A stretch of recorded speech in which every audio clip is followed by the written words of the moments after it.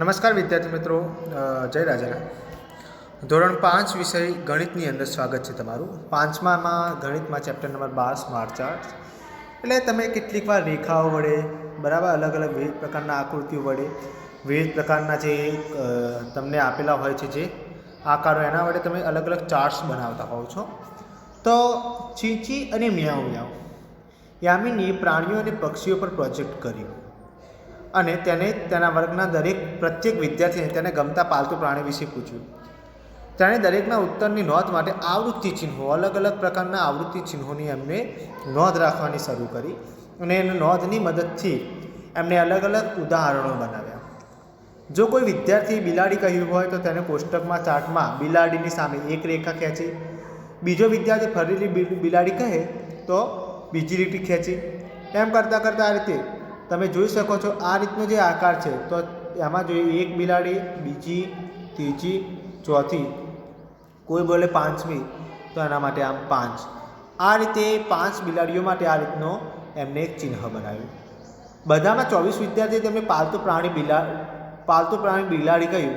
એમને કોષ્ટક પૂર્ણ કરવા માટે મદદ કરો. તો જુઓ અહીંયા આગળ આપણે જોઈએ તો હું તમને સમજાવું. જો આ 5, 5, 10, 5, 15 અને આ 5, 20 અને આ કેટલી લાઈનો છે તો જુઓ 1, 2, 3, 4 જ ચોરસ થયું તો 20 ને 4 24 બનાવ્યા હોય. તો ચલો અહીંયા ગણીએ 5, 10, 15, 20, 25, 30. 30 અને હવે આને જુઓ 30 એટલે આ 1, 2 એટલે અહીંયા આવશે 32.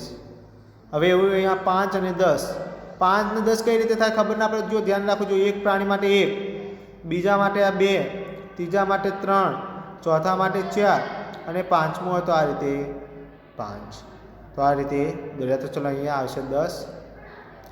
એવી જ ને અહીંયા ચલો 5, 10, 15, 20 ને 2 કઈ રીતે જોઈએ 1 અને 2 તો અહીંયા આવશે 22. ચલો અહીંયા 5, 6, 7 અને 8 તો અહીંયા લખો 8. ચલો અહીંયા 5, 10, 15 ને 20 તો અહીંયા લખો 20. ચલો અહીંયા 5, 10 ને 5 15 તો અહીંયા લખો 15. તો આ રીતે કોષ્ટકમાં આવૃત્તિ ચિહ્નો જુઓ અને દરેક પ્રાણીની સામે મળતી કુલ સંખ્યા લખો. એમની કુલ કેટલા વિદ્યાર્થીઓ સાથે વાત કરી તો હવે બધાનો સરવાળો કરો. બરાબર. તો ચલો આપણે જોઈએ આગળ. તો જુઓ એમાં આ રીતે એમને લખ્યું છે કે બિલાડી 24, કૂતરો 32, સસલું 10, ગાય 22 છે, પોપટ 8 જણ પોપટ લખ્યા છે, બકરી, ખિસકોલી. તો એમની એક ટોટલ એનો સરવાળો કરો. આનો ટોટલ તમે જ્યારે સરવાળો કરશો તો એ સરવાળો તમને 131 મળશે. તો વિદ્યાર્થીઓ 131 વિદ્યાર્થીઓ સાથે વાત કરી. બરાબર. આ કોષ્ટકમાં સૌથી વધુ ગમતું પ્રાણી કયું તો જુઓ સૌથી વધારે કોની સામે છે તો તમે જોઈ શકો 32. 32થી મોટી સંખ્યા કોઈ નથી તો 32 એટલે કે કૂતરો. તો આ વર્ગમાં સૌથી વધારે ગમતું પ્રાણી છે કૂતરો. બરાબર. ત્રીજું, તમને કયું પાલતુ પ્રાણી રાખવું ગમે, તમે તેનું નામ શું રાખશો, બીજા કયા પ્રાણીઓને ઘરમાં રાખી શકાય. તો જુઓ મને પાલતુ પ્રાણી તરીકે કૂતરો ગમે છે, હું એનું નામ ટાઈગર રાખીશ. બરાબર. ઘરમાં રાખી શકાય તેવું માંકડું, પોપટ, કાચબો, બિલાડી. બરાબર. આ બધા પ્રાણીઓને તમે ઘરમાં રાખી શકો છો પાળીને. હવે એના પછી આપણે આગળ ચર્ચા કરીએ વિદ્યાર્થી મિત્રો કે રસ્તા પર આવૃત્તિ ચિહ્નો બનાવવાના છે. તો તમે અહીંયા આગળ અંદર જોઈ શકો છો કે અલગ અલગ વિદ્યાર્થી મિત્રો સાયકલ લઈને જઈ રહ્યા છે. રસ્તા પર કઈ રીતે આવૃત્તિ ચિહ્નો બનાવવા તો સુમિતાએ અડધા કલાક સુધી રસ્તાની એક બાજુ ઊભા રહીને રસ્તા પરથી પસાર થતા વાહનોની સંખ્યા ગણી. તેણે દરેક વાહન માટે આવૃત્તિ ચિહ્ન બનાવી અને આથી તેને દરેક પ્રકારના વાહનોની ગણતરી ઝડપથી કરવામાં મદદ મળે. જુઓ અહીંયા આગળ ટ્રક છે, બસ છે, સાયકલ છે. બરાબર. આ રીતની મોટી સાયકલ છે, પેડલ સાયકલ. તો આ બધી અલગ અલગ સાયકલોને એને જોયું. તો જુઓ હવે અડધા કલાક એ ઊભા રહ્યા. બરાબર. જુઓ અહીંયા આગળ તમને આપેલું છે. તો અડધા કલાક ઊભા રહ્યા પછી એમને જોયું કે ભાઈ સાયકલ કેટલી ગઈ તો ચલો 5, 10, 15 થોડી આપણે સાઈડથી જોઈએ 5, 10, 15, 20, 25, 25 થી 26, 27 ને 28 તો 28 સાયકલો ત્યાંથી પસાર થઈ. આ 5, 10 ફરીથી વિદ્યાર્થી મિત્રો આ 5 કેવી રીતે ગણું તો જુઓ 1, 2, 3, 4 અને આ 5 તો આમ 5 લીટીઓ મળીને 5 લાઈનો બનાવીને 5 થઈ અને 5, 10 અને આ 1 અને 2 એટલે 12. ચલો આ 5, 10, 15, 16, 17 ને 18 તો આ 18. ચલો અહીંયા આગળ આપણે જોઈએ તો 5, 10, 5, 10 ને 15 તો અહીંયા આગળ લખો 15. ચલો અહીંયા 5, 10, 15, 20, 1, 2, 3 ને 4 તો 24, 5 અને 1, 6 તો થઈ ગઈ 6. બરાબર. હવે વિદ્યાર્થી મિત્રો આગળ આપણે ચર્ચા કરવાની છે તો જોઈએ. ચલો શું કહે છે આમાં કે દરેક પ્રકારના વાહનોની સંખ્યા કોષ્ટકમાં લખો. આપણે લખી. સુમિતાએ અડધા કલાક પર રસ્તા પર કુલ કેટલા વાહનો જોયા? તો રસ્તા પર અહીંયા ઉપર આપણે જોઈએ તો બધા વાહનો જે છે એનો સરવાળો ટોટલ તમને અહીંયા આગળ આપણે અત્યારે જે લખ્યા એ બધા વાહનોનો જો તમે સરવાળો કરશો તો 103 વાહનો થાય. તો રસ્તા પર ટોટલ 103 વાહનો જોયા હશે. ખટારાની સંખ્યા કરતાં રિક્ષાની સંખ્યા 3 ગણી છે. સાચું ખોટું તો જુઓ. ખટારો 6 છે, રિક્ષા કેટલી છે ભાઈ? રિક્ષા 24. તો ચલો એનો આપણે જોઈએ કે 6 ને તમે 3 વડે ગુણો. અહીંયા આગળ 6 રિક્ષા, 6 ખટારા અને 18 રિક્ષા પેડલ રિક્ષા છે. અને હા, પેલી રિક્ષા 18 જ છે. બરાબર.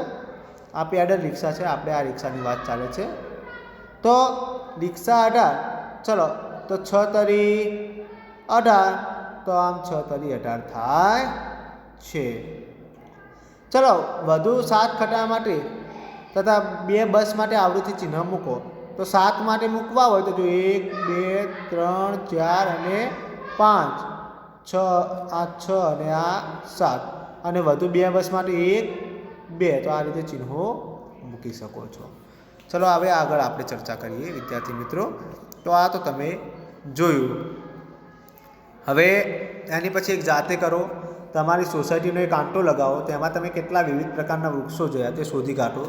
શું તમે તેના નામ જાણો છો? તેના ચિત્રો બનાવો. વિવિધ પ્રકારના વૃક્ષોની સંખ્યા નોંધો. તો જો અહીંયા આગળ આપણે જોઈએ તમારે કરવાની છે આ પ્રવૃત્તિ, પણ હું સમજાવી દઉં કે આપણે આંટોમાં ઘણા બધા વૃક્ષો જોયા. તેમાં નામ પણ ખબર છે. લીમડો, આસોપાલવ, પીપળો, વડ, આંબો, આંબલી. બરાબર. તો જુઓ આપણી સોસાયટીમાં 9 તમને લીમડા જોવા મળ્યા. 1, 2, 3 ને 4 ખાલી ચોરસ જ છે એટલે 4. પીપળા 8 આસોપાલવ. બરાબર. 5 અને આ 3 આસોપાલવ.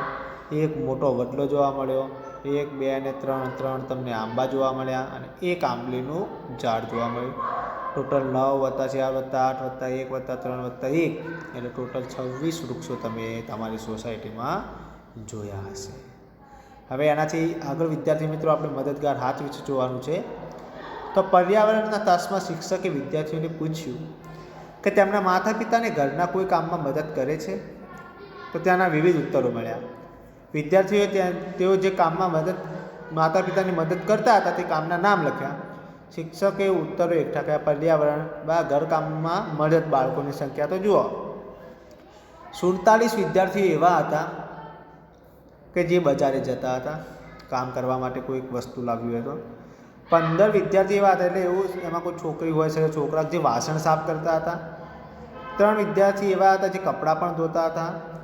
25 વિદ્યાર્થી તો એવા હતા જે ખાવાનું બનાવતા હતા અને પીરસતા હતા. 10 વિદ્યાર્થી એવા હતા જે ઘરની સફાઈ કરતા હતા. હવે આપણે કુલ વિદ્યાર્થીઓ તો જ્યારે આપણે કુલ વિદ્યાર્થીઓનો સરવાળો કરશો તો તમને અહીંયા ટોટલ 100 વિદ્યાર્થીઓ મળે છે. 100 વિદ્યાર્થીઓને પૂછ્યું એમને આ રીતના આપણને જવાબ આપ્યા. હવે એના પછી કે તમે કોષ્ટકમાં આપેલી સંખ્યાને બતાવવા માટે વર્તુળ આલેખ ભરી શકો. જુઓ શોધી કાઢો. તો જુઓ કોષ્ટક અહીંયા આપણને એક વર્તુળ આલેખ આપેલું છે. તો જોવાનું છે કે ચલો સૌથી આપણને આપેલા ફક્ત 10 જ છે. બરાબર. હવે અહીંયા જુઓ સૌથી વધારે છે આંકડો. તો સૌથી વધારે કાર્ય જે કરતું હોય એને અહીંયા લખો. તો ચલો 47 વિદ્યાર્થીઓ બજાર જાય છે તો અહીંયા આગળ સૌથી મોટો ભાગ આ છે. બરાબર. તો એમાં 47 વિદ્યાર્થીઓનું બજાર જવાનું લખી દો.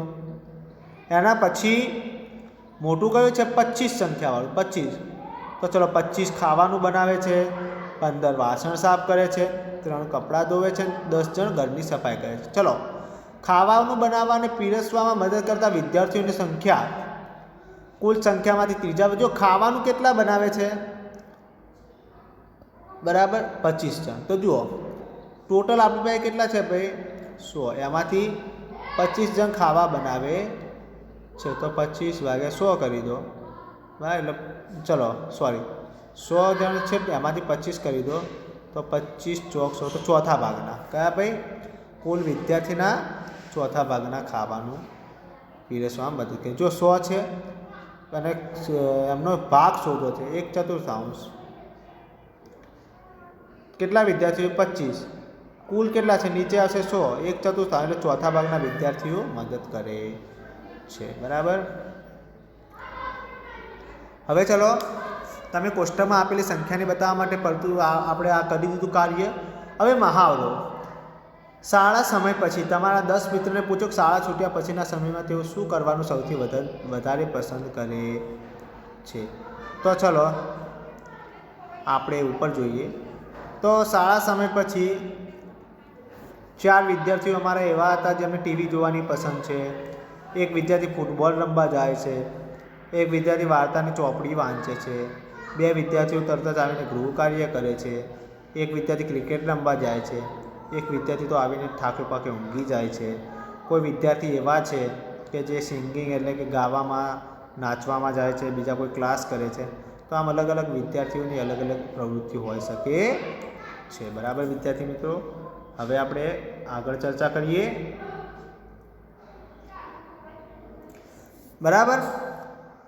હવે તમે કોષ્ટકમાં આપેલી સંખ્યાનું એ બધું આપણે કરી ચૂક્યા છીએ, આ પણ કરી ચૂક્યા. હવે આગળની આપણે ચર્ચા કરીએ કે જાહેરાત. રાગિણીને ટીવી પર કાર્ટૂન જોવું ગમે છે. એક દિવસ તેને કાર્યક્રમની વચ્ચે આવતી જાહેરાતો ગણવાનો વિચાર આવ્યો. તેને શોધ્યું કે દરેક વિરામ વખતે 14 જાહેરાતો આવે છે. કેટલી ભાઈ? 14. તેમાંથી 10 જેટલી જાહેરાતોમાં બાળકો અભિનય કરે છે. તમે વિચારો કે આટલી બધી જાહેરાતોમાં બાળકો શા માટે અભિનય કરે છે? અને કાર્યક્રમ દરમિયાન આવતા ટૂંકા વિરામ વખતે આવી જાહેરાતની સંખ્યા ગણવા માટે આવૃત્તિ ચિહ્નોનો ઉપયોગ કરો. તો જો રાગિણીએ જે ગણી છે, તો રાગિણીએ ટીવી 10 જેટલી જાહેરાતોમાં અભિનય કહે છે. તો વિચારો આટલી બધી જાહેરાતોમાં શા માટે અભિનય કહે છે? તો જુઓ, કાર્ટૂન એ સૌથી વધુ બાળકો દ્વારા જોવાતો કાર્યક્રમ. કાર્ટૂન તમને બધાને સૌથી પ્રિય હોય, તમે કાર્ટૂન જ જોવો છો આખો દિવસ. બરાબર. તો નવરાશના સમયમાં તમે બધા લોકો કાર્ટૂન જુઓ છો, તમને બહુ ગમે છે. અને આમાં વચ્ચે જે બાળકોની જાહેરાત આવે, એટલે કે તમને બધાને બાળકોની જાહેરાત જોવી ગમે છે. જે તે જાહેરાતની વસ્તુની તમે ખરીદી કરો એને જોયો. બરાબર. અને પછી નાના બાળકો દાખલા સાયકલ ચલાવે, તમને પણ સાયકલ લાવો. એ જે વસ્તુ ખાતા એ તમને ખાવાની ઈચ્છા થાય અને મગજમાં તમારે એને લાવવાની ઈચ્છા જાગે, એટલા માટે એની વસ્તુનું વેચાણ વધારે થાય માટે બાળકો રાખવામાં આવે છે. બીજું, કાર્યક્રમ દરમિયાન આવતા ટૂંકા વિરામ વખતે જાહેરાતની સંખ્યા. તો જુઓ, એમને 14 આવી. બરાબર. આપણે અલગ અલગ આવી શકે છે.